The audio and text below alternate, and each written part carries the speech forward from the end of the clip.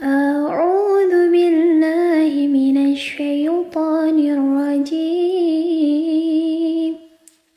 بسم الله الرحمن الرحيم. يسألونك عن الأنفال قل الأنفال لله والرسول فاتقوا الله وأصلحوا ذات بينكم وأطيعوا الله ورسوله إن كنتم مؤمنين.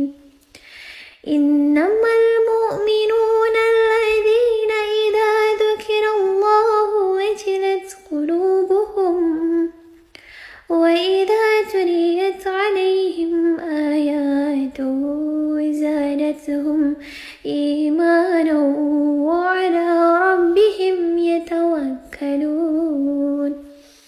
الذين يقيمون الصلاة ومما رزقناهم ينفقون أولئك هم المؤمنون حقا لهم درجات عند ربهم ومغفرة ورزق كريم. كما أخرجك ربك من بيتك بالحق وإن فريقا من المؤمنين لكارهون. يجادلونك في الحق بعدما تبين كأنما يساقون